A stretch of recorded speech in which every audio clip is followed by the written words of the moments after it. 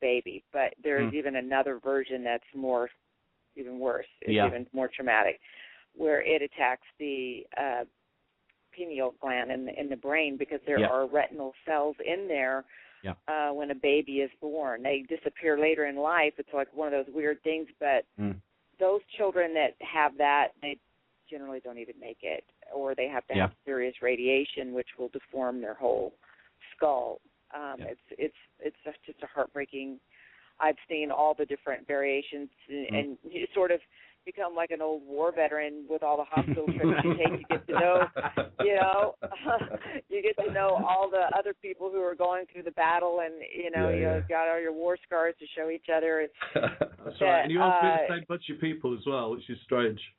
It's the same bunch of people who end up at the. In the States, we met Brad and Steph and Julie.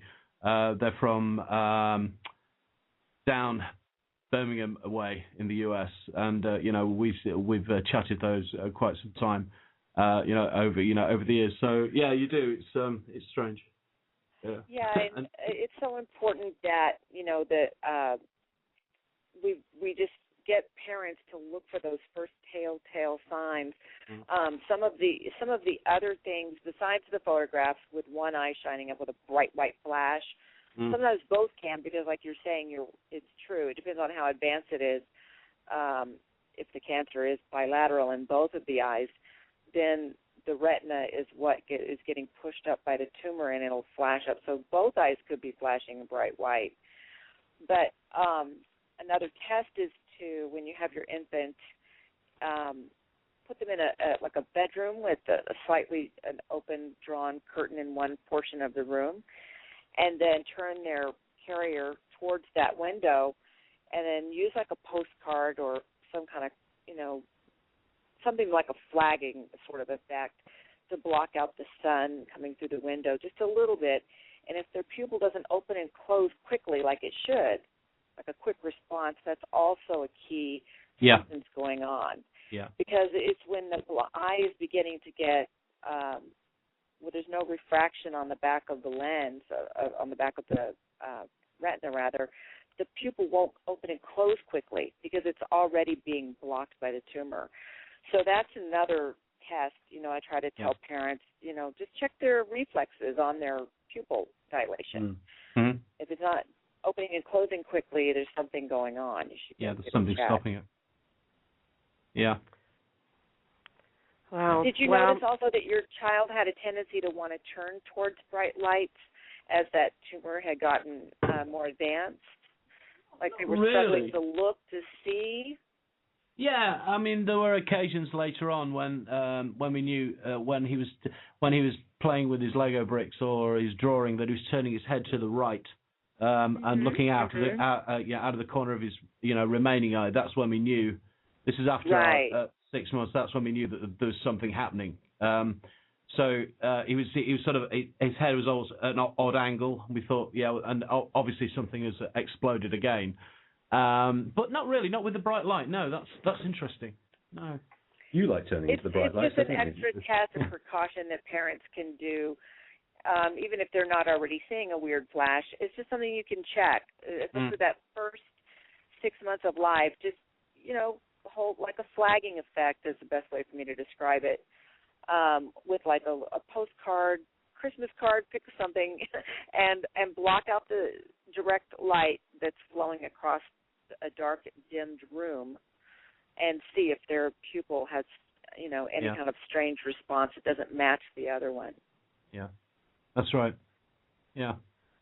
So send me a big box of those posters, and I'm going to go tack them up right now. Okay. Oh, yeah. Well, I can send you over the idea of one. I'll have to ask the guys at Childhood Eye Cancer Trust, and maybe you could sort of customize it to your area. Yeah. But that's wonderful. It's a cool little poster actually. Yeah, it's really good. If just shows different eyes. The Bold and the Beautiful is very popular all over the world, and so if you want any help promoting, just let me know. Uh-huh. And the song, by the way, everybody who's listening, it's unbelievably it's so moving, and it's got a great beat to it. It has an awesome climax towards the end where all of the musicians just really capture just such a great feeling of victory too for these children who survive, and that they're going to make it, and they're going to have a great life. It's a great song of hope. I really loved it. Really. Yeah, well, that's really nice of you, Hunter. Thank you so much. And any help that we can give from the band's perspective to you, and the energy that you're putting behind the awareness of retinoblastoma, we'd be absolutely delighted to help you in kind of any way we can. And I think too, it would be great to give some kind of support system that we could set up for the siblings, who get sort of swept under the carpet, and for their healing as well, because I see, that's got lasting effects as well, and it's heartbreaking to see what the other child who wasn't even sick is. They also learn to be caretakers. There's all this whole other thing that you don't want to ripple into their life when they get married. So it's a lot of awareness about a lot of things, and anything that we can do to support people out there who are going through a family illness, especially affecting children. We've been through it, we've been there, and we can tell you can get through it, but we want to be able to give support and tell you where to go and get the help you need. Yeah, absolutely right. So any help that you can give us, perhaps with awareness of the song and all the messages behind it, would be fantastic, Hunter. We really appreciate it. Thank you. You got it. Thank you. It's great. Great song. Well, Hunter, I want to thank you so much for joining us and sharing your story with us and giving the advice to the parents that are listening, or even maybe a brother or a sister that can pass that on to their, parents, and if they have small children at home. We'll totally support you and Martin and everyone that's been touched by this horrible disease, and whatever you want me to do, I'd be happy to do it. I'm 100% behind you, being a parent myself. That's great. Yeah. Martin, do you have a website that people can contact and email and whatnot? Yeah, we do. Our website address is quite simple. It's all the W's .theroom, one word, .eu. There's a page on there to actually sign up to our mailing list, or to just send us an email.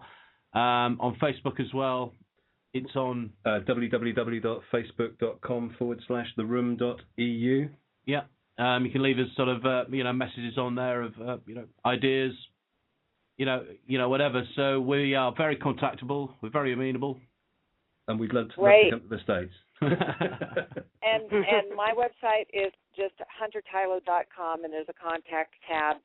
So anything that I get as well, I can forward it to the guys, and we'll be collaborating on ideas. And I'll also answer your questions. If you're a parent going through it right now, we want to be there for you, and just let you know you're going to get through it. It feels like hell right now, but you will survive. You got to hang in there and be persistent. You've done the right thing, getting your baby to the doctor. Now it's a matter of just surviving, and you're going to have an amazing kid grow up one day. That'll give you a lot of challenge. Indeed. And inspiration. Here's a positive note. Joshua lost his eye at 3. He lost his other eye at 9 after the treatment in New York. We told him. He went up the wall for about 10 minutes. We then went out to, we had a week's holiday in Orlando, just to basically talk through things and to give him a bit of a good time. We came back within 3 days. He'd lost his, his other eye. We got back from the hospital. He got out of the car himself, totally blind, went to the door, ran upstairs, and just started playing with his Lego bricks. Since then, oh my goodness! Since then, wow, he has gone to secondary school here. He's an A1 student across the board. He's a member of 3 or 4 different groups, discussion groups, all kinds of stuff. He's group leader at the Scouts. He does judo, and he has got the most wicked, cheekiest sense of humour you ever had. And and get this, he's driven a BMW, was it, Martin, around Brands Hatch motor racing circuit in the south of the UK. How good is that? Oh my gosh! So there is hope. Wow. I mean, we thought our world had fallen to definitely. pieces, but it doesn't. It just goes in a different direction. Yeah. And he gets really annoyed when people start, older people start moaning about the fact that they've got, they can't see and all this stuff. And he says, "Well, I'm totally blind. I get on with it." And that's his total attitude to life, completely. And but I have to give you the credit. I have to take it back to it's so powerful in the words of your song. That's the attitude the parent needs to have. Yeah. It's like I want to shelter you from the storm. I would take it all away if I could. All of those things. But then you encourage them to go on and live your life. Absolutely. That's where a lot of parents need to, pull themselves up by the bootstraps and really not give up hope. This child's life is not over.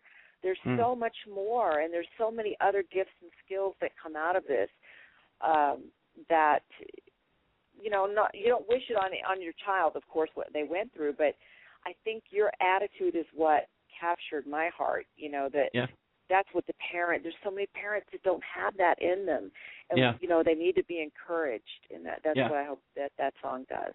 Yeah, we've never taken it that, we've never got all melancholy about it. We even make jokes about it now, I'll say, Josh, what are you watching today? He goes, I'm not watching, I can't see. So, okay, all right. And it's just been off to camp, and it's to do the, it was a load of kids who are visually impaired, and he just named it Bat Camp, so. Right. Yes. So and it's it's that kind of attitude we try to sort of instill into it. Just don't dwell on it. Just get on with it. Yep, that's right. Right. Wow. Okay. I'm very impressed. Very impressed. I'm so glad that you guys found me. I'm first of all, I'm really honored about the great work that you guys already do as musicians, but then what you're doing for other people is it's really amazing. Yeah. Thank you for coming on. You're obviously very, very talented and busy actress. So. But, thank you for joining us. Spare the time, Yeah, as struggling musos. Struggling musos, All right. Thanks again, Hunter, and you have a beautiful weekend, okay? All right. Yes, and good luck with the song. I know it's going to do great. I'll be promoting the heck out of it. Thank you, Hunter. Okay, take care, everybody. We'll talk later, Hunter. Thank you. Bye-bye. Okay, we'll talk soon. Bye-bye. Okay, take care. All right. Bye-bye. You guys really inspire me and a lot of other people listening to these stories and seeing how you can overcome, and especially so your children. I mean, my gosh, I wouldn't expect half of the things you just told us about your son, Josh. He's a strong kid, and God bless him always. I swear, my gosh. Even my kids with having eyesight don't do half as much as he does. So that's wonderful. That's wonderful. But Pam, a lot of it does come from the parents, and just the freedom that I guess Martin and Linda give Josh to explore and to discover his own world. It's fantastic. Right. And that from a band. Because as a parent, you could become overwhelming to a child, always wanting to protect him, so you hide him from everything and everybody. And instead, you're doing the complete opposite, which is what should be done in the first place. Yeah, absolutely. But it's hard as a parent. Yeah, very much so. And as a band, we kind of share Martin's emotion with the whole thing, and that's kind of how we structured and put the music behind the lyrics that Martin brilliantly wrote. Right. Well, I give kudos to all of you guys. I mean, I just really, really love your music. And speaking of which, I'd also like to play one of your other songs before we close out the show, and that is